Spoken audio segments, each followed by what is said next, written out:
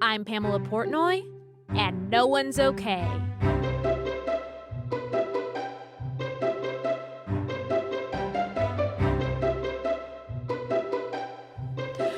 Welcome back to No One's Okay. I am back. Today I am here with actor, activist, and artistic co-founder of the Song Collective, David Huynh. Hi. Hey. It's so Thanks for having nice. me.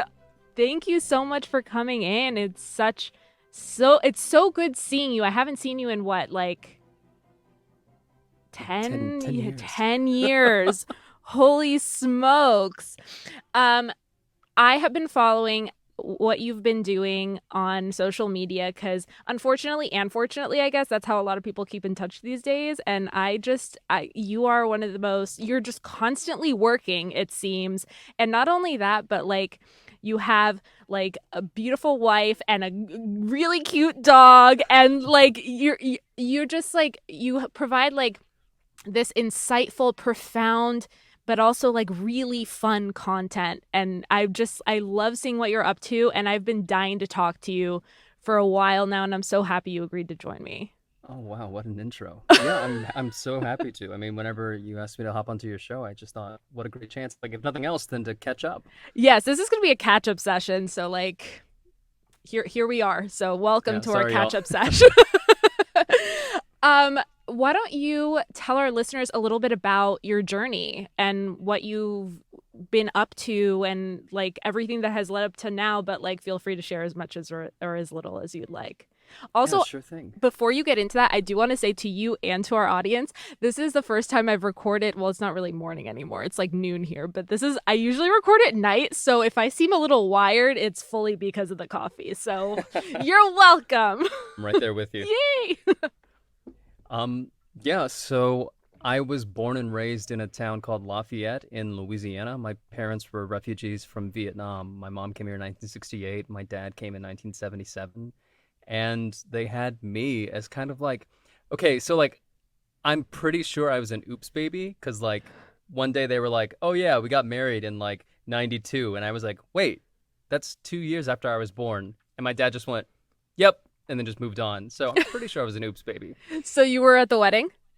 I mean, I think I was. I was two, so I was probably like, being cradled by like one of my cousins or something. Amazing. But I went through the public school system in Louisiana. Super fun, not being able to speak English and having to do ESL in the public school system. Would not recommend doing it. But whenever I got to about high school, I fell into the theater kids, and it was this group of like weirdos and like mischievous kids where I remember we took a classroom that the school had provided us and we turned it into a black box theater, and like we were producing our own shows like His Dark Materials, The Pillow Man by Martin McDonough, Waiting for Godot by Samuel Beckett. And we were doing these like shows that no high school was doing at the time. Yeah. And How did you guys find those? Like who suggested those? our theater teacher did. He was Amazing. like, "We're not gonna do these like what the greatest Christmas pageant ever. No, thank you. We're gonna do these instead because these are really fun." Nice. Yeah, it was a great time, and I remember like at the time we were kind of like it was a satellite school, so they pulled in kids from multiple schools and brought us to this one satellite school to study theater, dance, music, and we shared the campus with pregnant teenage girls getting their GEDs and also like students with anger issues. So each student had like a warden assigned to them. And I remember one day one of those students like escaped. And so we had to like lock down our theater and like batten down the hatches as they were like getting sorted. It Oh, was a wild time. wow. Yeah, it was like when I talk about my high school theater experience, people are like, that's not normal, you know? That's But so interesting. when I was 17, my theater teacher was seeing me panic because whenever you're that young and you're going to college, I really didn't have any guidance. My family, no one had gone to college before, and I was panicking and I was like feeling this pressure to like find something that would be worthwhile to study and make my family proud. And I just didn't know what to do. And my high school theater teacher at the time said, "Well, you could study theater, and if it doesn't work out, you can switch to something else. But if it does work out, great. So I studied theater in undergrad. Through that, I was accepted into a summer program where I met you in Boston way back Yes. when. Way back when. And then I finished and I went straight into grad school. I spent a year bumming around in New Orleans. Then I decided that wasn't what I wanted to do. I was really lucky. I auditioned and got a job at the Oregon Shakespeare Festival, this great regional theater festival that focuses on a lot of new works in Shakespeare. And then after that, I just thought, no, I want to move to New York City. And I remember I believe in the power of like putting it out there because once you put something out there and other people see, it kind of locks you in. It's like, oh, now I have to do it. So I announced on social media that I was moving to New York City, and like 300 people were like, yeah, David, you should totally do that. Congratulations. Yeah. So I was like, oh, now I have to do it. And so I moved to New York City. Yeah. And I've been here for about 5.5 years now. I've, I was working pretty regularly in theater the last 3 years, but then the pandemic hit. So I pivoted into voiceover narration, audiobooks. I've been focusing more on film and TV work. And now that things are slowly opening back up, I'm starting rehearsals tomorrow actually for my next play. That's So, amazing. What is yeah. the play that you're starting? It's called Mrs. Warren's Profession by George Bernard Shaw. So it's Beautiful. like a Victorian English comedy, which, Amazing. yeah. That's so exciting. Congratulations. Yeah, thank you very much. I absolutely love the story of how you guys turned the theater into, turned a classroom into a black box theater. And I wanted to ask you about that.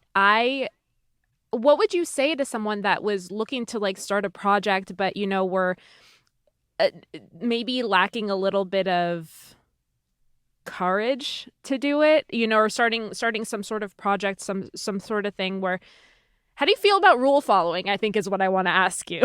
Yeah. How do you relate to boldness? Like what would you say to give someone a nudge? Well, I think a lot of us, I think for the most part, we all agree to live by societal rules because we need to be able to have a thriving society. But I always I've always believed that for creative types, there's this little voice inside of us that's telling us, it'd be really cool if you did this, or like, I really want to try this. And for a lot of people, they'd never listen to that voice. They squelch it, they suppress it, they bury it, and they do other things because it's more practical or it seems safer. And they always end up asking themselves, what if, like 10, 20 years down the road? And so the first step to me is listen to that voice. What is it telling you?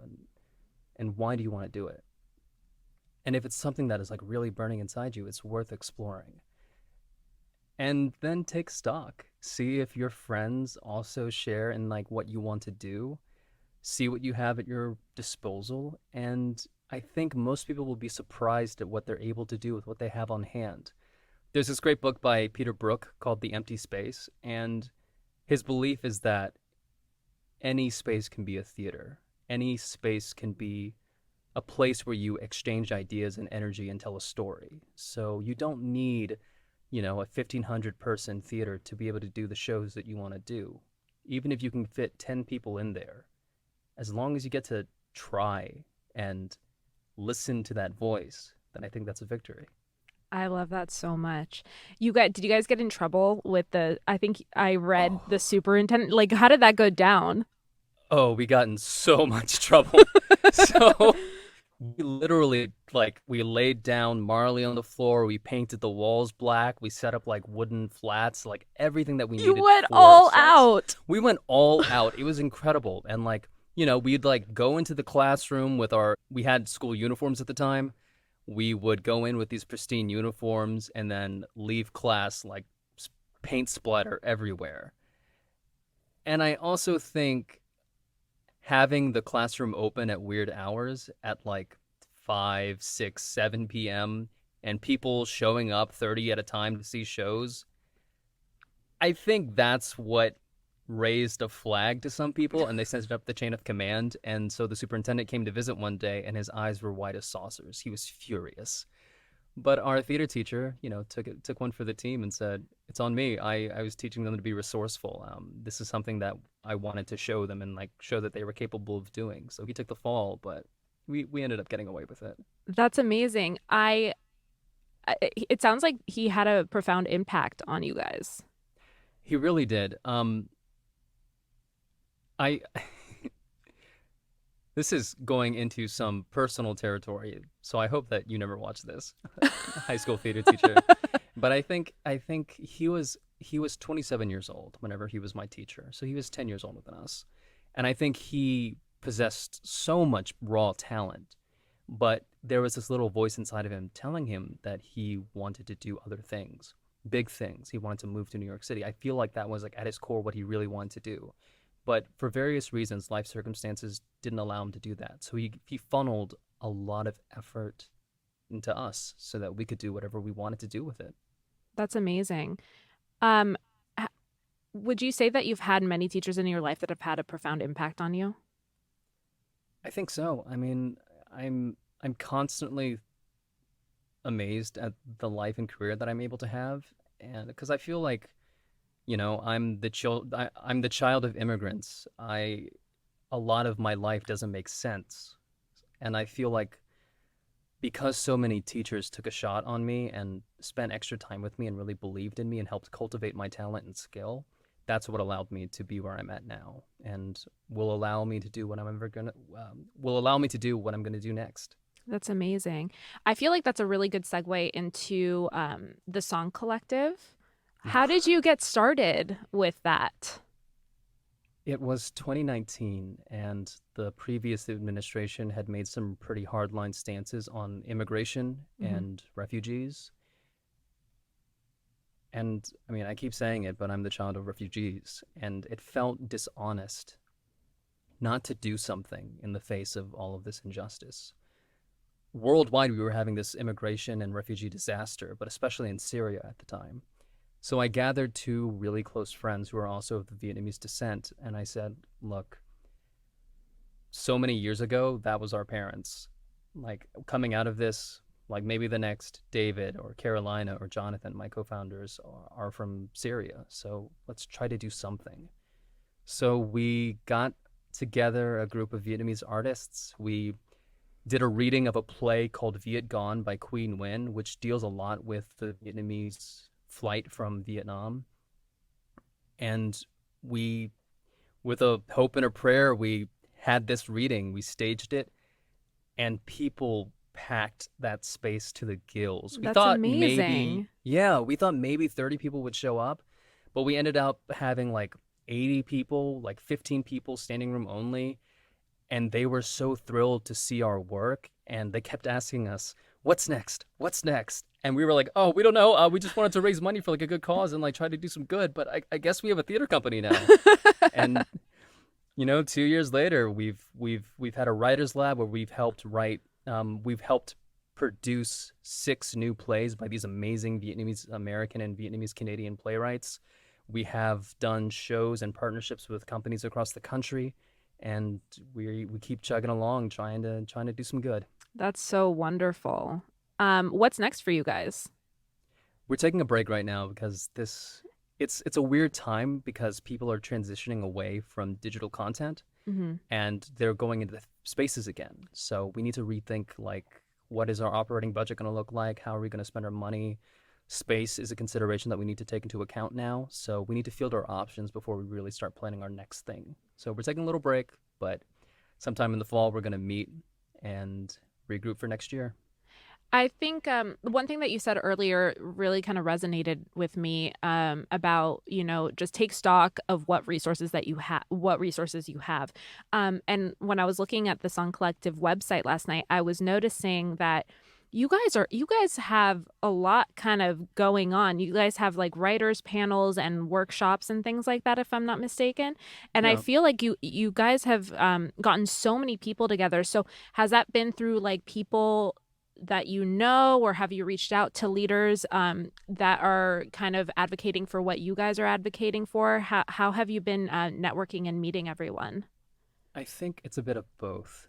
There are people in the industry huge names like Viet Thanh Nguyen, who of course want to champion us and like will help us out whenever we ask, It's or wonderful. will, yeah, like if we want to have an event and have people come and just talk about their experiences much like this, then they're down. But I think also something that we found, especially in our first year, was so many people of the Vietnamese diaspora within the entertainment industry or within other creative fields feel like an island. They feel like they're completely alone.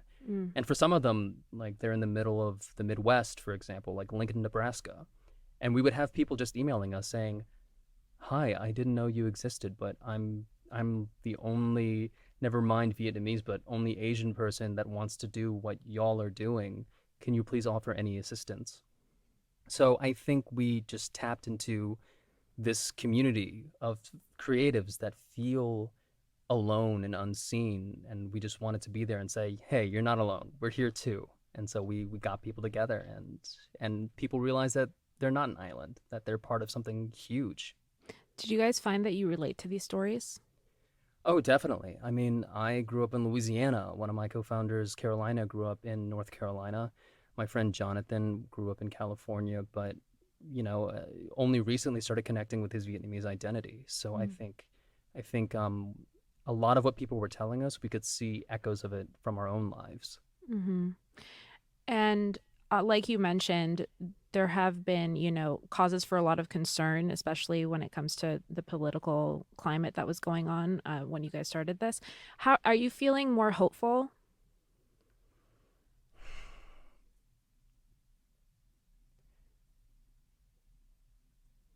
I think where we're at, I don't want to speak for my co-founders. I think where I'm at Yeah. is I feel like I can breathe a bit more.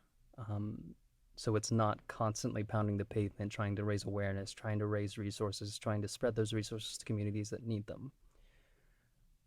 But at the same time, there's still so much work to be done.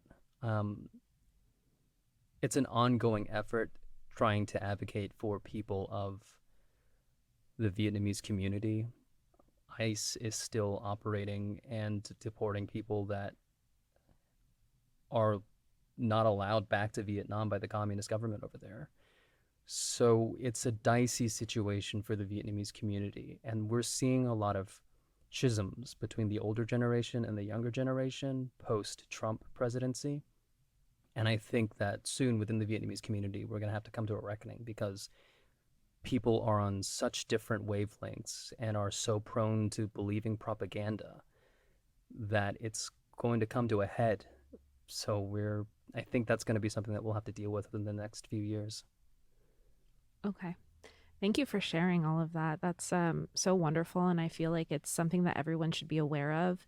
And I think that the work you guys are doing is really wonderful. Thank you. Of course.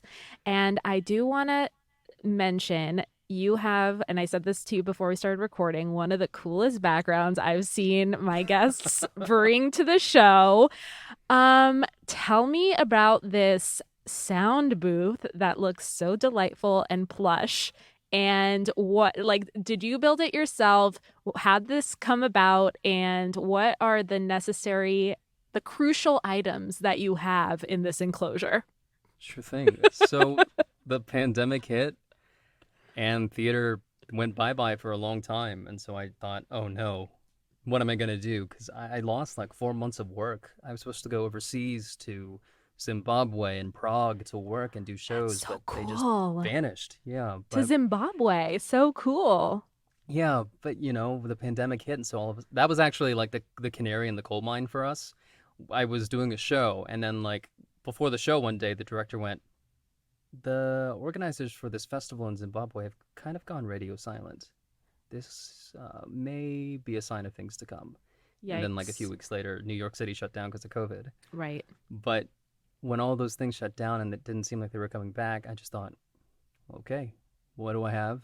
And what can I do now that everything's going remote? So, using the unemployment government subsidies at the time, I invested in the sound booth. And it's been great. Voiceover is a wonderful art, and I think so much content is being made, and people love the content that's being made. I do have a healthy number of audiobook bookings that have kept me afloat and some commercial voiceover. And I know a bunch of my friends are working in animation and video games. So it's been pretty good. That's so cool. Yeah. For anyone that's interested, I mean, I think a lot of people ask me because they see pictures of my booth and they're like, how do you do this? I want to get into audiobook narration or I want to do that. How do you do it? And honestly, the first thing is having a good working idea of like the basics of acoustics. So, how sound travels and how to cushion sound. You should know what a noise floor means so that you can fix your space, whatever you have, and make sure that you have a acceptable noise floor so that you can start recording stuff. And then I would say you don't need really expensive gear to get started. There's some like Audio Technica has this mic called the AT2020. That's what I started on. The mic and the audio interface, which powers it and also connects it to your computer, cost me like $150, and I was able to do audiobooks with that. I'm on upgraded gear now, but at the time it was not that bad to get started. A lot of foam in this closet of mine. It helps that my neighbors are old and on a very predictable schedule, so I know when I can record, I know when it's safe. But with your working knowledge of acoustics, then you can take whatever space you have and then like cushion it or get sound dampening blankets, do whatever you need to do to make sure that you get an acceptable noise floor so that you can record clean audio. Amazing.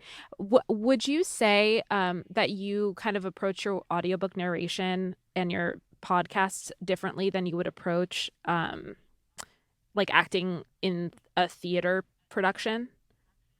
Definitely. With the theater production, you're going to have eyes on you all the time. And so how do you stay in it? Your body is another consideration, moving through space. And then like how do you hold yourself? How do you move through the space? How do you interact with other people if it's a period piece? There's so many other considerations. But when I'm doing an audiobook, I find it much more relaxed. Sometimes I will read through it once, make sure that I make a note of any regionalisms, dialects that people do. But for the most part, I find that it's quite relaxing and soothing in a way that acting on the stage isn't always. Mm-hmm. And you get to do it in your pajamas if you want. I could do it in my pajamas with my cup of tea and my puppy waiting outside Can you of my see her booth. from where you're sitting? She's laying on the bed. So like I can't move my setup, but my dog is 6 feet away on an elevated bed, just like like sleeping, but sometimes she'll open her eyes to look into the booth to make sure I'm still there. She's like, when's dad gonna be done with what he's doing? Exactly. So you're obviously in New York. How would you say, have you felt like there has been a big vibe change since things have started to kind of open up? Like how have you been feeling about everything? I feel like definitely New York has changed. The first thing to go when the pandemic hit was tourism. So all of a sudden you have so many fewer people visiting the city. And for a lot of people, they stopped commuting into Manhattan.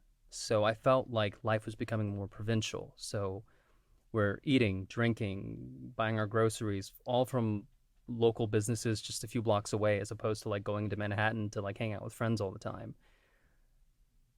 And I feel like post pandemic, after like 18 months of this, people are very guarded about their time. Mm-hmm. So before, my wife, I love her so much. She pointed out, she was like, sometimes I feel like when I'm hanging out with your friends, it's also a networking event. Like pre-pandemic, like it always feels like when you're hanging out with theater people or when you're hanging out with your actor friends, it's always kind of a networking event. And I was like, oh, yeah, I should check that. But now I'm very conscious. Like, no, I have a much better balance between my work and home life.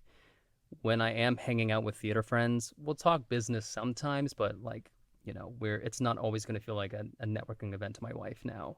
Yes. And I'm genuinely not spending time with people unless I want to, which is a big change. It is a big change, and I feel like that's probably one of the positives, at least for me. It's felt very positive because it really has allowed us to kind of take stock in what's important. Our time is very, very valuable. Oh And yeah. it's how you spend your life. And so I've at least been trying to be more firm in saying no if it's something that I just, because before I would be more, I would say yes to things that I didn't really feel like doing. Right. And that sounds it sounds a little selfish when I say it out loud like that, but at the same time, like, I think it's healthy to put boundaries up. Oh, definitely. I mean, no one knows what you're capable of and what you have capacity for more so than you. So, yeah, if you don't want to, don't. What I mentioned before, one of the things that strikes me about you is, like, aside from your humor and like how you just seem very balanced, like, but you're always working. Um what would you say is something that you do to kind of like maintain balance and mental health when you're like constantly busy?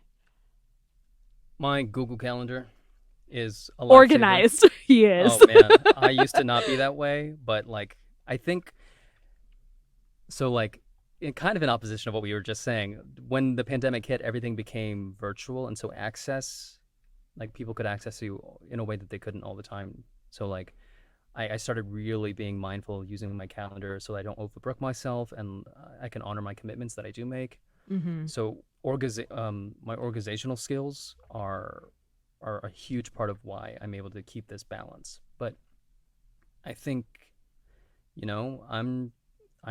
I turned 30 during the pandemic. Some things shifted. Like, Happy birthday. yeah, thank you. I'm gonna do whenever my next birthday comes, I'm gonna do a do-over because if you turn 30 during the pandemic, I don't think it counts. I think you should get You're a still do-over in your whenever late you're able. 20s. You're fine. Yeah, yeah, yeah. I'll turn 30 again in 2022 and throw a Excellent. big party. But I want to be able to be there for important milestones for friends and family. So I think that having that sense of like what's important to me Mm-hmm. and what are things professionally that are worth my time and won't drain my energy negatively. And also personally, what are the things that I just can't negotiate with? Like, what are the things that like I'm sorry I can't do this because like I need to go visit my family, or I'm sorry I can't do this like my friends are getting married, I have to be there. Whereas before, I think we're always raised with this sense of scarcity where it's like, oh, you got a job as an actor, you better take it. And like if someone's getting married, like you can't go. Like you're so lucky to get this job, you need to sacrifice so that you can work. Right. But coming out of that, no, it's you have to be able to take care of yourself and the community around you before you can do good work. Mm-hmm. That's very wise. That was very good advice, you guys. When you think of excellence, where does your mind go? My mind jumped to Pedro Pascal. Yeah. That's a I good answer. That's a very I good answer. I love Pedro yeah, Pascal. me too. I love his work. He came up, I mean, he did a lot of film and TV, but he was doing a lot of off-Broadway theater whenever he was living in New York. Did you I ever think see like him? no, well, I saw him whenever he did the Broadway King Lear. His Edwin was pretty good, but the production as a whole, but he was pretty good. But yeah, when I think of like excellence and like a career that like I would aspire to, I think Pedro Pascal is like one of those guys that like has a lot of love for theater, film, and TV, and is able to balance all of them. I think on a smaller scale, like on a more personal scale, when I think of excellence, there's this woman named Mia Katigbak who runs the National Asian American Theater Company, and I just think of like that generation of theater makers and trailblazers, her, Tisa Chang at Pan Asian Repertory Theater, like these really strong women that kind of got fed up with the system that was set up around them and started making their own opportunities. And 20, 30, 40 years after the fact, like they're these prestigious companies now that create opportunities for so many people. I think my mind jumped to them because in 2018 I did a show with Mia at the National Asian American Theater Company called Henry Six, and that show leveled up my career. And so I think I associate excellence with her because like being in her orbit, you're gonna get lifted up. That's amazing. That's a great answer. And it was a perfect segue. You're killing it with the segues today. Boom, boom, boom, boom. Uh, Perfect segue into my final question before I get into my next section. And the question is, what changes would you like to see in the theater and film industry? Respecting people's working hours. I think I don't have much experience in film and TV, but for more than half the days I've been on set, we've hit the 12, 13, 14 hour mark. And I think that's a lot. And I think Yeah. that speaks to a level of disorganization on the production side. And I think, when people are like when the boom operator is like his eyes are drooping because he's been at work for so long, or Mm-hmm. like the makeup artist is like pounding coffee at 11 o'clock at night to stay up to like make sure that they're like clear for last looks. That's Yes. not healthy. And even in the theater, like we have what's called 10 out of 12s, where you go into the theater theoretically for 12 hours. So like you spend the day working through the technical cues.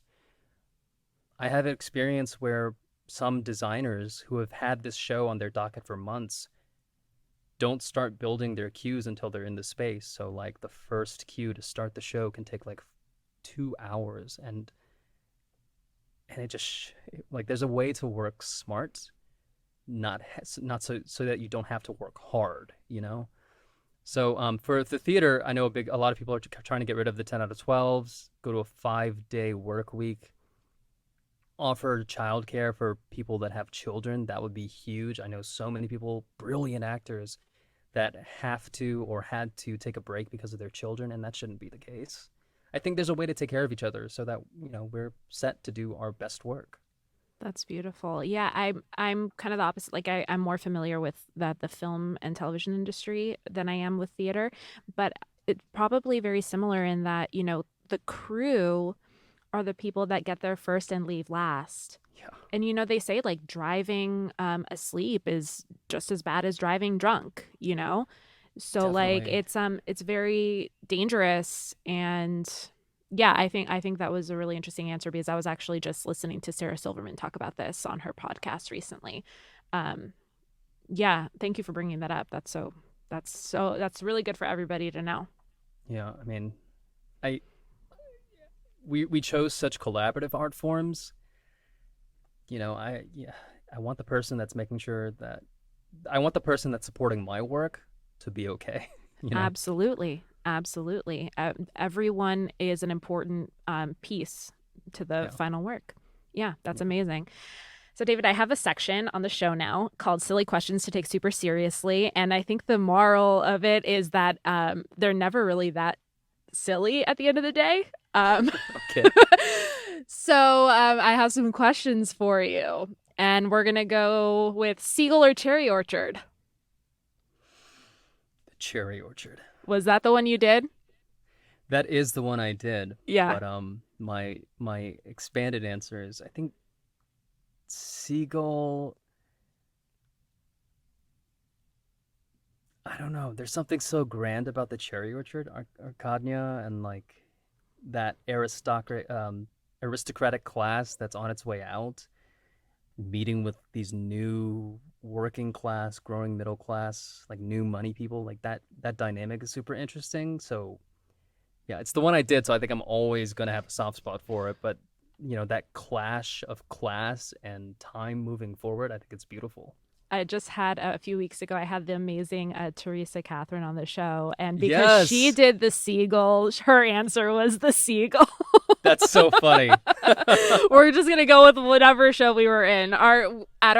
For those of you who haven't listened, we were in Cambridge, Massachusetts for a summer studying Stanislavski, and we were putting on all these we were learning a lot about Chekhov. And so we were split up into groups, Cherry Orchard and Seagull people. There was even a seagull made out of like bath towels. Anyway. Anyway, okay, you are proficient with stilts, and I need you to demystify this and tell me how you get on a pair of 5-foot stilts. Very carefully. Easiest way, honestly, sit on a bench, strap them on, and then you'll be at this weird angle where you're sitting, and the stilts are are like these Sloped. huge limbs that are like just like stretched out there. Just spread your legs so that you can get a good base. Yeah. Reach out your arms and just have someone grab your arms and pull you up. And then like you can then like using their help, you can like stand yourself up. I just feel like I'd be scared to like slide. Obviously, I'm That not going to go like get myself a pair of stilts right now and try this because I'm assuming you need training. Well, it is very scary, but the really important thing is you can make your own stilts at home. Just make sure that you have a rubber base so that way you don't slip. Traction, guys. Traction is key. Traction, But oh my also, God, like, so I don't know if useful. we're encouraging you to go do that at home because I don't want you to come yelling at me if you If fall you have down. that little voice in your head saying you want to learn how to do stilts, We're talking I about believe in you. boldness and cheekiness earlier. Here you go. Let me know if you try it, guys. But also, not my fault if you fall down. Amazing. What is your favorite weapon for stage combat? Rip your dagger. Yeah. It is so much fun to like, you know, do like this classic European fencing style, like Errol Flynn, super fast, like deft, and then just to whip out a dagger too, and like have at it with both. It's so interesting. It when you're first learning, it can feel like your brain is being pulled apart because you're having to learn how to be ambidextrous with two very sharp weapons. Yeah. But when you get it and you're in it and you're in the flow, like the rhythm and weight of feeling your partner's weapons glance off yours and like the sound of the metal hitting on each other, you can make some really interesting fights and like make some beautiful flow together. Amazing. Would you say that like your whole like attitude changes when you have them in your hand? Oh hell You yeah. feel Like powerful? yes, I totally do. But then I don't know. I think like when I'm a fighter, like I just think of this fight that I did in grad school when I did rapier dagger. It just makes me get like I just got like so much swagger in my bones. I I love just that. yeah. That's so cool. Teresa's answer was the quarterstaff. I also asked her that question in this Oh section. yeah, that's a good one. She's like, yeah, she's like, it's fun to whip around. And honestly, if I was actually fighting someone for real, they would with a quarterstaff, they probably beat me because like you can't beat the reach on that. Oh yeah, because it's also very hard to have someone like come into your space when you have something of that Oh size. yeah, totally. Oh, that's so interesting. I love this stuff. I was actually recently thinking about taking a stage combat class, particularly like fencing. Oh, you totally should. It's so much fun. I would really love to do that. What's Have the you ever taken a dance process? class? I've taken movement, but I don't think I've taken dance since I was a kid. Okay, because like people, because some of the, it's so interesting that in Western sword fighting, European sword fighting, especially the rapier stuff, so much of it has parallels with like ballet and dance, like the forms and all of that. Because some sword fighting schools grew out of these dance schools too, so it's interesting the overlap. Amazing. Ugh, this is so cool. I like love geeking out about this stuff because it's just like I think it looks amazing. Like I think I've been thinking about, creating more, like maybe a short where we can like have a fight. I absolutely love that stuff. And also like the idea of being like in a period piece like that. I Oh feel like yeah. having those kinds of skills super helpful because you're constantly working on Shakespeare pieces and things where I'm sure these skills are very necessary. Oh, totally. It also teaches you to move in a way that we don't in this modern day and age. So like we have, where a lot of people are working desk jobs or like we're so used to working on our phones or computers. But this is an age where people would ride horseback or would sword fight. So they're so much more in tune with their center of gravity. They move through the space in a different way. And there's so much ability for there's so much opportunity for characterization when you get to fight, like the way that you stand or the way that you stalk the field whenever you're holding a sword. It's just a great chance to tell a story there too. Yes, I love how you phrase that. Amazing. Stalking So the field. yeah, take that Yes. class. I bet it'll be a lot of fun. Oh, I think I'm going to, and if and when I do, I'm gonna update you and post things about Please it. do. Yeah. So, before I get into the important question, the final question, not that any of these questions were not important, um, what are you working on, and where can our listeners follow you? I am on an episodic Dungeons and Dragons podcast Hell called yeah. Encounter Party. You can go to see it. It is 3 seasons long, and it is the first campaign is complete, and plans are in place to turn season 2 hopefully into a TV show. You can go to www.encounterparty.com. I'm going to be in the season opener of Blue Bloods on October 1st. So Congratulations. if you are a fan of that, yeah, thank you. If you're interested in that, tune in. And you can just keep up with me. Oh, I'm also going to be in Mrs. Warren's Profession off-Broadway at Theater Row starting in October. But you can keep up with me on my website at www.davidleehuynh.com. Beautiful. Yeah, check his website out. He is such a talented performer, actor, and he's working on really important things. I was watching your TED Talk last night, and it was absolutely wonderful. Love your activism and what you stand for and what you fight for, and all your acting talent is wonderful too. And so, with that, are you okay?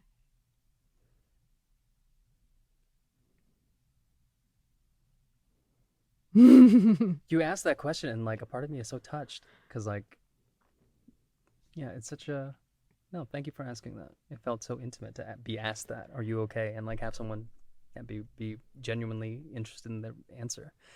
I'm tired. I think I'm really tired. I feel like I'm disappointed. I felt like we'd be further along than we are with current state of events. Mm-hmm.